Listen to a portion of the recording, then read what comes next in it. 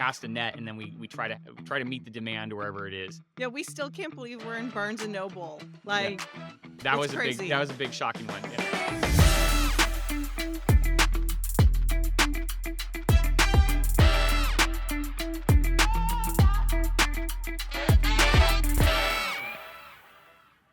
What's up, everyone? Welcome to this episode of Masters of Crowdfunding. You got Mark here today, and I just got off the interview with Amy and Dusty Droz for round 2. I interviewed them a while back. I don't even know how long ago. Once they finished up their game Botany, that was their very first launch on Kickstarter. And in that one, we talked all about their marketing strategy to make $1 million Kickstarter happen. For this podcast, really wanted to dive into what happens after Kickstarter. All the manufacturing, fulfillment, the marketing and sales strategy when it comes to selling online, retailers, distributors. And also they launched another game, La Fleur. They cover a lot like usual, or like last time, they bring a wealth of knowledge, and I learned a lot as well. So I really hope you do too. And I hope you enjoy this episode of Masters of Crowdfunding with Dusty and Amy Droz. All right, Amy, Dusty, welcome back to the podcast. Thank you. Hi. Yeah, we're happy to be here. Yeah. Round two. So, before we were talking about Botany, which had just finished up the campaign, done over $1 million. And this was over a year ago now. And so I was thinking of just starting off I want to go back to that moment. You finished up the campaign. It did over $1 million. It was your first campaign ever. How did that change your life at that point? It's still so crazy that happened. Like, we still can't believe it. I mean, some things changed, and I guess some things didn't change. Because we really didn't touch the money. Yeah, the money didn't get touched until the campaign was fulfilled. And so, And then we reinvested it. yeah, we spent a lot of that just building up the business and building our next game, La Fleur, and making sure that we had all our ducks in a row for manufacturing and shipping and getting kind of like our fulfillment centers all set up and running. We did kind of like take a step back from some of our other multiple businesses. Yeah, we don't have to shoot weddings anymore. That's a In big this one. heat. Yeah, I guess, you know what? I'm going to call that the biggest life change, is that it's not 110 degrees in dress clothes dragging a bride and groom around a field for pictures. Yeah, that's okay to be done with that. Yeah, that's a big one. That's a big one for sure. Yeah. One thing I love about you guys is that you have this long-term mindset with the business and building something that is going to last a long time. And you're always thinking about all these different things. So anyways, I'm excited to get into it. I want to talk about the manufacturing side of things. How did you go about choosing a manufacturer? Well, first off, Maria from your crew is the one that helped us find our list of manufacturers in the first place, because we didn't have a clue. We actually found our manufacturer before the campaign even started, because there was no way that we were launching the game without knowing like how much each unit cost. And we even made some design decisions around stuff, once we found out like, oh, dice cost this much and cardboard punch outs cost this much. And now we even do it more. Like, we're planning a few other games and we're trying to hit certain price points. And we're like, okay, so to make this game, and we want to be at $40. It needs to cost X amount of dollars. Yeah. And so we make decisions based on that. But anyway, for Botany, like we'd gone through and got quotes from a bunch of people and talked to a bunch of people and just saw like who can help us the best. And I always talk about like, finding your experts. And for us, that was Panda. And we also have a bunch of their games already. Yeah. So we just walked over to the shelf. We had samples on hand. We knew the quality was really good. Yeah. Like, I saw Parks by Keymaster and I'm like, their components are so nice. Twilight Imperium's a giant box and everything in there is super duper nice. Wingspan, all the Stonemaier games are made by them, and you can see that those are good too. So we knew the quality was there. But just talking to their crew, they were so helpful, and they helped us save a lot of money and make a lot of optimal decisions and figure a lot of things out. And replied to our questions right away. Yeah, super prompt replies. So customer service is a big one for us all the time. And so yeah, it was a pretty easy decision. There's some other really good manufacturers out there that I really like, but for us, Panda's the one that we landed on. We just like them a whole lot. So once you got the cash from Kickstarter, like what happened next with the manufacturer? Like what were the steps of now getting it actually created? So the game was most of the way done. We had a few things that we were still tweaking to work on. And then I added like the the scientific names for the flowers. Everyone like during the campaign was like, can we have scientific names? And so we added that. Yeah. So there was like a month, maybe like 4 to 6 weeks of just sort of like post-campaign cleanup that we got really good with. We didn't even have to do that with La Fleur nearly as much.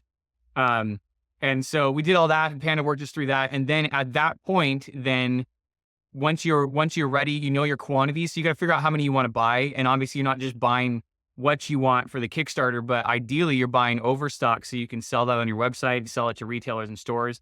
And so we went through the whole process of figuring out, okay, how many units do we want to buy based on all the forecasting we had done with our sales guys at Golden Goose, and got that figured with Panda, and then put the deposit down, and you're kind of off to the races. And they, and then they send the pre-production copy to make sure everything looks good. And then once you approve that, they go to mass, and then they send the mass production copy. And once that looks good, then they assemble everything, and then they put it on a boat and send it to you. It's a whole lot of waiting. So that's when we designed La Fleur, when we were just sitting around with nothing to do for Botany. Which, yeah, we'll definitely talk about La Fleur as well. And Oh, I was going to say, and also you got to figure out that shipping beforehand, because shipping like changes dramatically. Yeah, that's like hand in hand with manufacturing. Like you're doing that was going to be my next question. Oh yeah. Yeah. And the manufacturer comes to you at some point and says, hey, these are almost ready. What's the shipping plan? What's going where? So we sent some to our fulfillment center in Australia. We sent some to our fulfillment center in the UK. And then the rest came here to the US. But, that's a whole thing to figure out all that stuff too. And we also just heard about kind of a horror story-ish about someone changing their box size, like after they had already gotten quotes for like shipping. And it 20 millimeters changed their shipping equation by 20 grand. Yeah. Changes it so much. So you got to be super careful with all that stuff when when you're going to go into mass. You can make some decisions very quickly at the very end, right before you pull the trigger on stuff. That changes your calculations. Yeah, that changes all your calculations. So math, as we always say. When did you figure out your fulfillment strategy or your fulfillment partners? Was that also prior to the campaign launching? Yes and no. We had a plan before the campaign launched. We found out after the campaign, well, most of the way through the campaign, that it wasn't going to work the way we thought it was. Because our campaign got so much bigger than we expected. Yeah, we thought we had a scalable plan, and we did, but that scalable plan got too expensive when it scaled. And I don't, I always recommend having a scalable plan and having your plan beforehand. I don't think we could have really anticipated that, because we just didn't have all the information we needed. So we got new fulfillment partners after the fact, after the campaign, and they brought everything back down to where the plan we had before the campaign needed to be. Yeah, originally we just thought we'd be fulfilling from the US. Yeah. But we had to open up more hubs to make Didn't have to, but we did, to make shipping better for all the people that Mhm. were wanting to back the game in the EU, the UK, and Australia, New Zealand. So At what point do you think it makes sense to look at opening up hubs in places like Europe or Australia, New Zealand? Okay, so the key thing to know about that is that many of those hubs have a minimum charge. So if you send one thing to them, they're not going to ship the one thing for you. A lot of them require you to pay for 3 months worth of storage, as though you had a pallet there. And they require you to pay for like 100 orders worth of pick and pack, which is, can be $2 to $5 an order. And so even if you only ship one thing, they're going to still charge you $500 of pick and pack fees as a minimum, as though you did ship 100 things, because they don't want to go through all the administrative headache of getting everything set up for you, setting the line up and everything, if you don't have a sufficient quantity to ship. And so I think the answer to that is look at the fulfillment partners you're looking at in those regions. And if you're going to hit that minimum, great. If you're not going to hit that minimum, well, we would recommend just shipping from where, like if you're based in the US, ship from the US. If you're based in the EU, just ship everything from the EU. Because It's like you could have a hub for like the UK and do UK and Europe, and that's what the we UK hub can handle the EU if the prices are good. Which in our case with GamesQuest and Zatu, they are good to the mainland Europe. And so what we recommend to people is start with just your local area in mind. If you don't know how many you're going to sell in those regions, and we on Botany's campaign, we put a statement that said, right now, here's the shipping price for the EU from the US. Estimated. Yeah, estimated. It was like estimated like $50, super high. Because that's what it cost us to ship the game from here. And then we had a statement on it that said, if we get enough orders in the EU, we will open EU shipping. Now, that did two things. got a lot of people in the EU to back us with with saying, if you get the shipping low enough, I'll keep my pledge. And so it prevented people who were going to walking away from those regions. It also enabled us to get an idea of like, okay, we can open hubs in these regions. Luckily with Botany, by day 6, we had those hubs opened for EU, UK, Canada, Australia, Canada was already open, but Australia, New Zealand. And so that worked out. But what we didn't want to happen was to say, okay, we have great shipping in these regions, and then find out that we were going to lose 10 grand on minimum fees because we didn't hit the requirement of. That's what we recommend to people, just because we're cautious and do like charge shipping afterwards, because I mean now, because of the Houthis, because of the issue and the situation in the Suez shipping Canal cost has gone way up. For Botany, our container going to the EU went up by 30%. And luckily we had charged shipping. We had said we were going to charge shipping later. And so we were able to cover that cost when we charged shipping to our backers, while still staying within the range that we had presented to them. And so it kept us from losing a bunch of our profit margin, off that volatility. And that's all over the place. Like I keep every year for the last 4 years, I've heard about people getting burned by that. Well, and we ship like 9 months after our campaign, and some people don't ship for 2 years. Yeah, and you have no idea like what the shipping costs are going to be. Right. So scalable plan. Make sure you know everything. Don't open a hub until you know that hub is going to be going to fit within your profit equation well. Also, another interesting thing we learned with the Kickstarter for Botany La Fleur is we didn't have different languages, right? Yeah. But in La Fleur, we offered French. And you got to keep in mind, you have to charge for all these plate changes. Yeah, and so plate changes are expensive. But you got to factor those into your price. Everybody's like, oh, I'll just offer another language. Well, there's the cost of translation, and there's the cost of proofreading that translation. There's your time to set up the translation, and there's plate changes. And that factors into your, tying that back to shipping, that factors into your shipping equation, because now you have double the SKUs. So for La Fleur, we have 6 SKUs. And 5 of them are in French. So now we have 11 SKUs, and we've got to track, which of those are going to where. And with French, some of them are going to Canada and some of them are going to the EU. So it makes it a little more complicated. Yeah, so it makes everything more complicated. Right. And that is directly proportional to the number of languages you offer too. So if you decide, oh, hey, I'm going to offer 5 languages, unless if you go with someone like Lucky Duck, I think they handles that for you. Yeah, but if you're handling that yourself, that's another thing to factor into all your shipping. I want to change gears and talk about continuing to sell more of Botany. More specifically, I feel like an area that isn't talked about a lot in the space is, what is the strategy that happens post Kickstarter when it comes to sales and marketing? So what would you say is your strategy for sales and marketing for Botany, or what has it been? We hired someone. Yeah, we hired an expert to do it. We're not good salespeople. I hate selling. I hate, it's just not my. I walk into a room and somebody's like, hey, I'll take this many. I'm like, cool, that's great. No whiz bang, no, like, here's the reasons you really want to buy more. Not being dishonest, but just like, selling it. All right. So I want to shift gears a little bit, because I think a lot of people don't talk about what happens after the Kickstarter. I mean, I know we just talked about fulfillment, we just talked about manufacturing, but I want to talk more about, how do you continue to sell? Like, what has been your sales and marketing strategy for Botany post Kickstarter? I mean, for us, we had always planned to sell after the campaign. I talk a lot in Botany how like our initial goal was $22,000. That was going to get us our minimum order quantity of 2,000 units. It was going to take us about 500 backers. That would leave us 1,500 extra units to go and then sell at a profit. And so initially we just thought, oh, we'll just sell them through our website.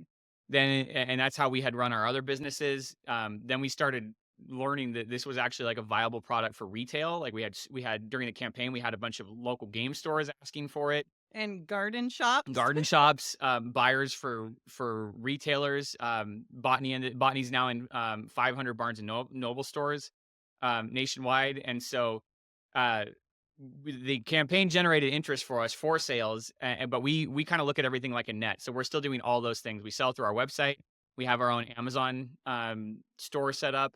We sell to distributors. We're selling directly to local game stores. We're selling to mass specialty retail.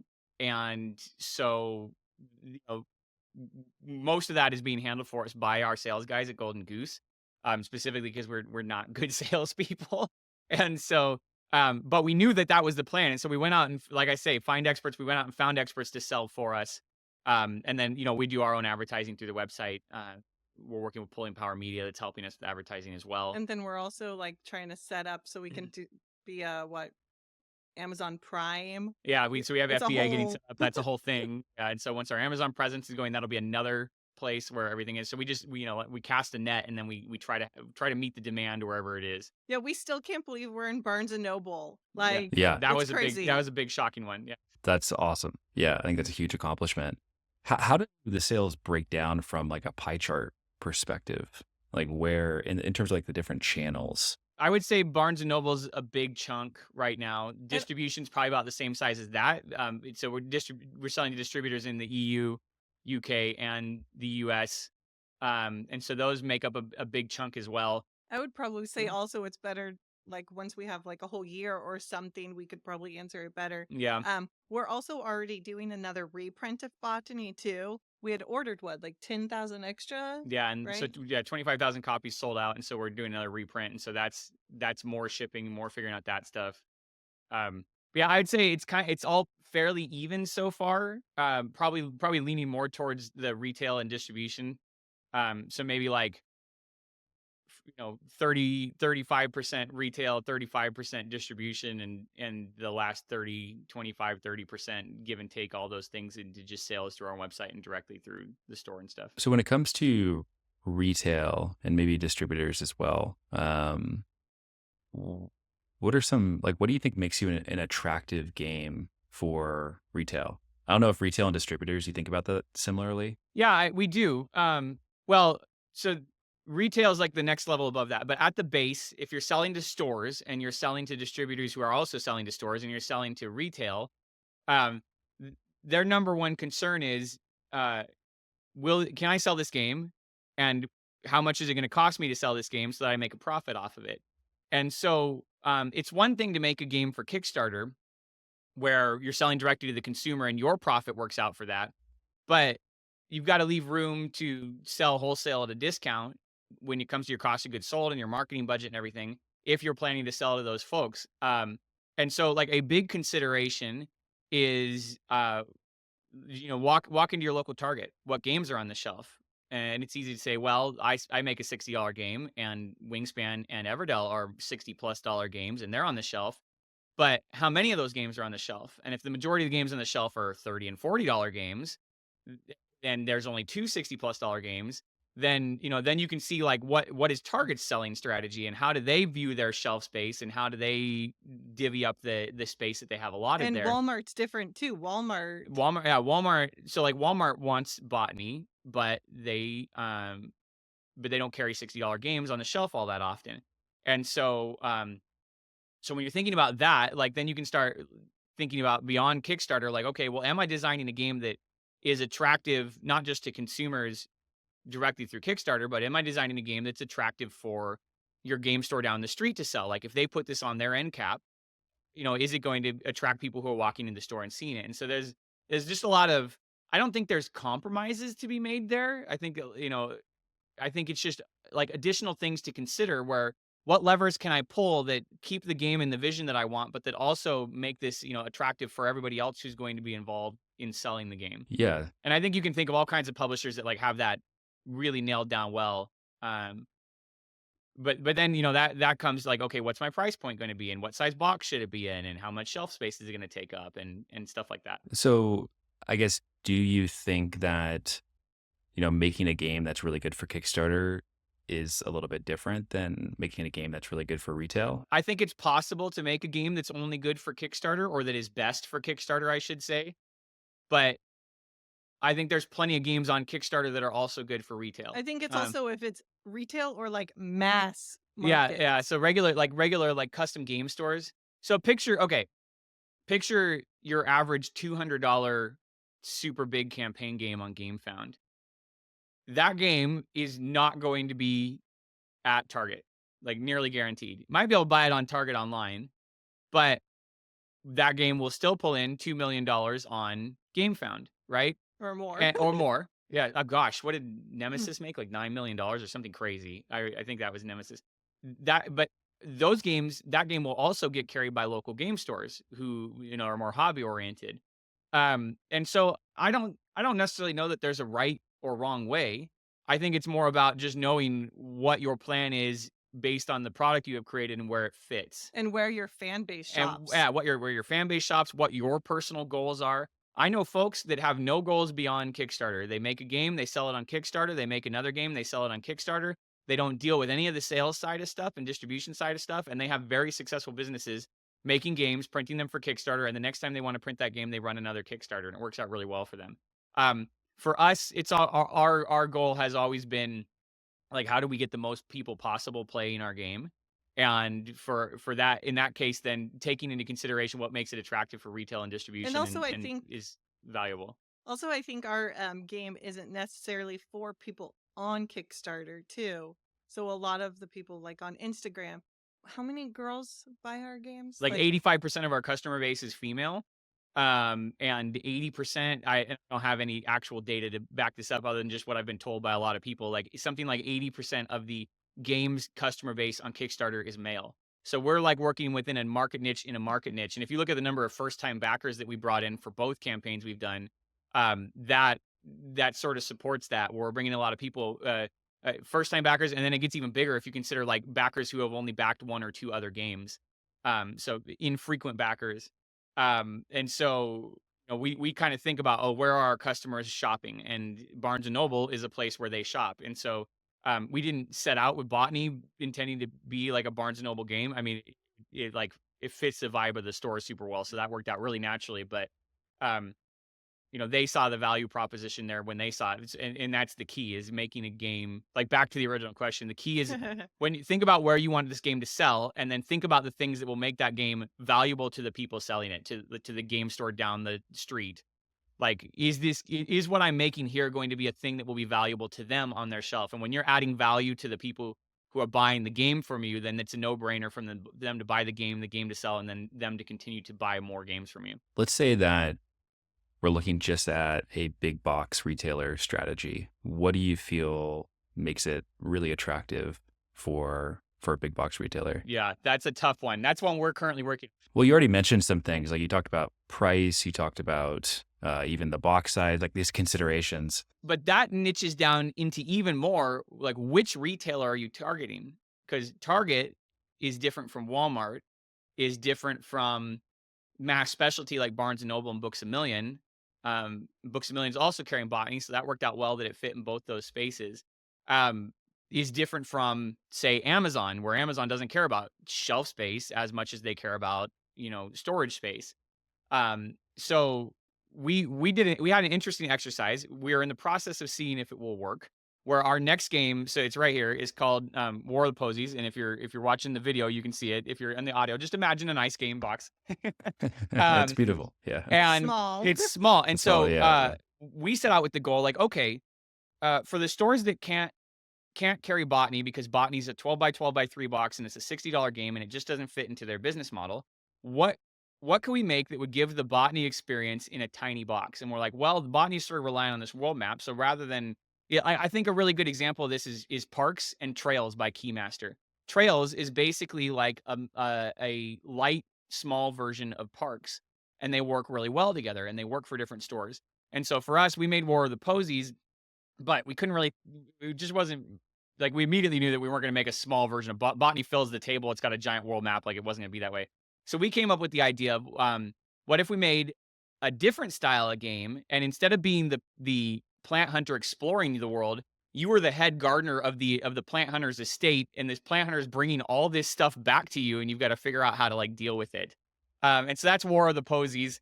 And it's all about you trying to build a de-stressing garden because your physician says that you take your job too seriously. And then you discover that the other head gardeners in the neighborhood are also making de-stressing gardens, and that you have to make the best de-stressing garden.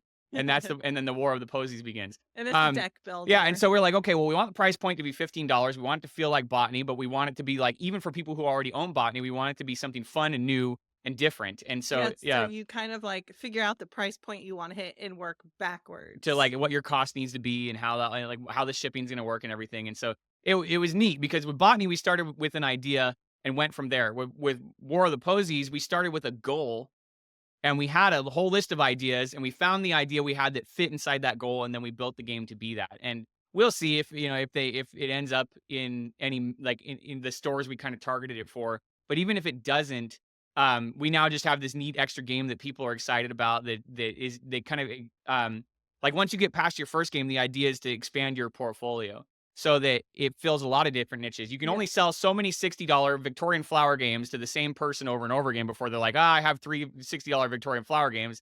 I need something different. And also for La Fleur, we tried a different exercise. We tried selling this Again, on Petite, video, here it is, but on audio, just a picture, a really cute little box. and it's La Petite Fleur, La and Petite. it's Yeah. for children. And it's a kid's version of La Fleur. Kids games can be really hard to sell. They tend to sell only a fraction of like the adult version, like picture On like Ticket to Ride Kickstarter. on Kickstarter and stuff. Picture Ticket to Ride versus Ticket to Ride First Journey. And so we decided, if we want to make this kids version, our kids really wanted a version of the game for themselves. They're 5 and 4 or 8 and 4. And so we added it as an add-on to see how many we sell. We ended up selling 1,600 copies of it, which we thought maybe we'd sell like, Really? I don't know. Yeah. If we'd sold 10, I would have been like, okay, that makes sense. And you also Um, need, like, we wanted to hit a different price point too. So it was a Kid, $40 kids game. games are not $60 games. So we're like, let's make a $40 version and that should sell well. And then what's the goal to fit within that? Again, with an eye for like, okay, maybe someday toy shops would want to carry this. Well, your average boutique toy shop downtown in whatever town you live in, especially in the US, you don't see them carrying a whole lot of $60 kids games. They're carrying kids games that are 20, 30, $40. And so, we work backwards from there. Again, we have yet to have to compromise anything for any of these ideas. Like the joke was like, we can make a cheap game, but we won't make an ugly game. Like, Yeah. War of the Posies has all the pizzazz and flair that we're proud of for Botany and La Fleur. So it's just more about thinking from the ground up, like holistically. That's a word a lot of people throw around. About like your approach to how am I designing this game and not just what's my goal, like how do I get people to buy this, but like how do I get people to sell this for me too? How do you see the different categories? Like I'm trying to visualize them in my head. Like you talked about a portfolio of different games. Are you thinking about it in terms of it's like a combination of price point? Maybe it's not price point, but it's like the type of game that it is. Price point, type, play experience. I think all those things Yeah. can play into it. And some studios, Like quicker, smaller games are cheaper generally. yeah. So maybe we have like Botany takes an hour to an hour and a half to play. La Fleur only takes 40 to 60 minutes to play. War of the Posies takes 20 minutes to play. So you can do that on playtime. Mechanics. La Fleur is, we do try to focus on like more like light medium kind of strategy games because that's the audience. So we're not, we didn't go out and make like a 6-hour like 4X like Galactic Conquest game, with Victorian art. And so you can think about it in terms of price point. Like, okay, if I make another $60 game at what point is everybody going to go, well, I already have 2 of their $60 games. Maybe I don't have to jump on this one. But maybe this $15 game, well, that's a little different commitment, or that's a different, the price sort of implies some things too. So price is a way to do it. Game mechanics, all 3 of our games, La Petite Fleur is technically game number 4, but our 3 sort of like game, like grown up and family games, they all have very different mechanics. So Botany's run around the world, and La Fleur is you're sending little workers around Paris to do stuff, and War of the Posies is the deck builder. Just trying to create variety that way because Although they all still have flowers. they all still have flowers, yeah. But I mean, one thing that really surprised us with La Fleur's campaign. I was gonna say it's all within the Botany universe. Yeah, so you're still trying to serve your fans, but you're trying to serve them some variety. So like, we watch a lot of anime. This is probably the best example I can give of this. And like, I can only watch so many anime about a teenage boy with superpowers getting in a fight. Don't get me wrong, I'll watch every single one of those that comes out. But every now and then, maybe we want a rom-com, and maybe we want like fantasy, and maybe we want some sort of like psychological thriller. And so think about it like in terms of your TV watching. Like you might have a favorite genre, but that's not 100% of what you consume at all times, even within a specific genre. Yeah. So also our sales guys are tell us about like Venn diagram. So we want to hit people that like flowers, but maybe a little something else, like Yeah, architecture or France. And different so parts of history or different themes, you know. So, we're um, always trying to pull in a little more. yeah, yeah. And so our next game, which we are not ready to announce yet, after War of the Posey. So in case you haven't noticed, we work on a lot of games. But the next one after that we're going to be announced. That's coming out this spring. We're going to run the Kickstarter this spring with Launch Boom, of course.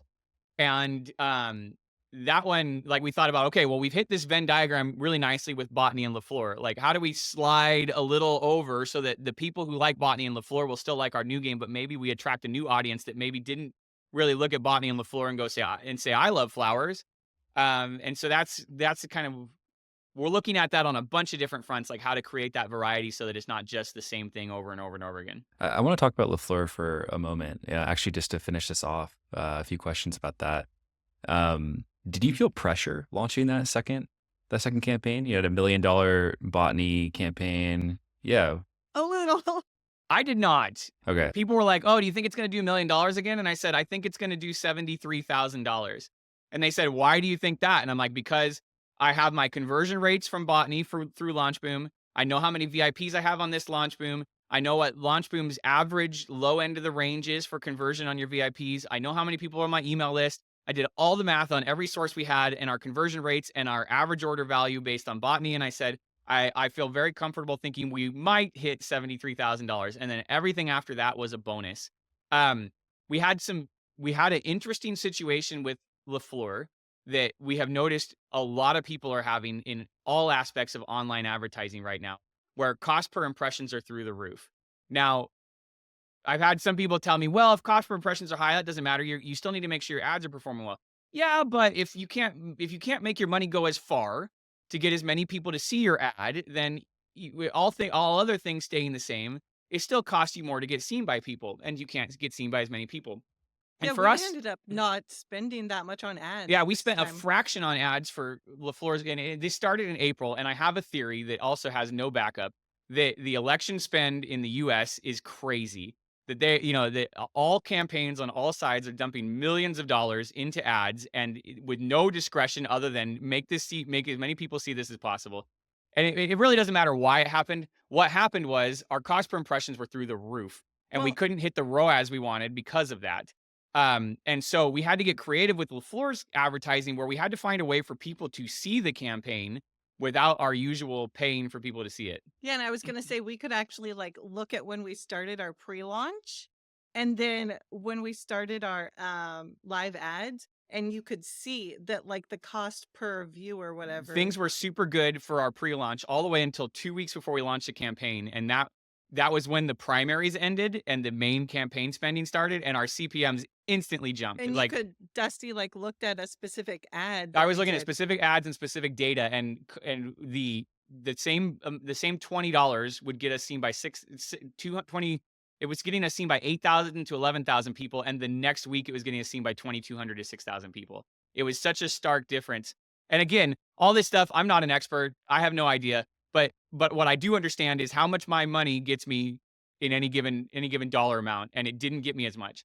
So for La Fleur, we had this problem where we couldn't get seen by as many people. So we had to go out and do like a whole bunch of viral marketing. And so we did a giveaway for a trip to Paris. I do not recommend that for anybody listening, by the way. That was really difficult, and it paid for itself, luckily, and it worked out well for us. But that is not something you jump into as lightly as we did. We did another thing where we noticed that so I learned that returning backers on Kickstarter for your second campaign, I thought, oh, everybody who bought Botany will buy La Fleur. Not everybody, but a lot of them. Well, we had 22%. And I'm like, oh my gosh, only 22% of people for the first game. And you want to talk, by the way, talking about variation and variety and having people buy stuff. People are limited beings, and they can't just buy the same thing over and over and over again. Everybody's got their own stuff going on. But I found out that 22% was ridiculously high. And I'm like, what do you mean that's ridiculously high? I left 78% of my previous customer base behind. And they're like, no, we usually see about 11 to maybe 18% on the really good side. I'm like thinking, you got to be kidding me. So we offered, we had new expansion on the way for Botany, and anybody who owned Botany and backed La Fleur, we gave them that $25 expansion for free, and that instantly boosted our returning backer rate by a ton. It made that particular one made us a ton of money. Well, and what's funny is the cost per customer, it was way down. It was less Yeah, than the amount it paying cost for me to pay for ads. that game for each customer acquisition was like 20% of what it cost me to pay for ads to acquire somebody. And so there was just a lot of interesting stuff for La Fleur in that regard. Like no two campaigns are the same. You know, you think you got it figured out, but what you really need to figure out is a plan that's flexible and can adjust. Because any given year, I mean, this year it's an election. Next year, maybe a butterfly is gonna, you know, slap its wings on the other side of the planet and cause a hurricane or something. You know, you never know. The butterfly effect is just weird. And so you never know. And so build that plan that's like that flexible and scalable. But yeah, that was our key takeaway from LaFleur was that Yeah, all options need to be on the table. we could see it wasn't doing that great, and like, what could we Well, do? day one was amazing. It was Yeah. 80% or 60. Yeah, that was it was crazy. 60% more than Botany. And then thereafter, where Botany's campaign was sustained by the meta advertising we were doing through the middle, it took us a few days to figure out how to make up for the fact that that wasn't happening this time around. And it worked out super well. But yeah, all the way back to pressure. The pressure, Amy felt a little pressure. I'm running a business and I understand diversification and I understand you don't know until you show the market and all this stuff. And so for me, it was more just like, okay, how do we set this up in the long term? And we had a fabulous campaign for LaFleur. We were super happy with how it turned out. It was still in the top 0.5% of something of Kickstarters of all time or something like that. Don't quote me on that number, but it was way up there. And retailers are interested in it. We're already talking sales and strategy thereafter. That's looking really good. And so that was exactly what we wanted to get out of it, because now we have not one successful game, but two successful games and a successful children's game. And it's like prove that we're a legitimate publisher and here to stay, which is great. Like it wasn't just a flash in the pan with Botany and a one-time thing and done. Yeah, I think that's a great place to end it. I mean, I know you all have exciting stuff coming down the pipeline and some stuff that you've hinted at that you haven't shared yet, announced yet in terms of the next game, but things for us to look forward to. But I really appreciate you both coming on and sharing a side of, I think, again, like I said at the beginning, campaigns that a lot of people don't talk about, I guess, the stuff that happens after the campaign. So it was really helpful. I told you before the podcast I was going to learn a lot. I'll tell you right now, I did learn a lot from talking to you both. So I appreciate it. And looking forward to watching y'all continue to grow. Absolutely. Yeah, Thank you so much. We appreciate it. Of course. Bye. Bye. All right.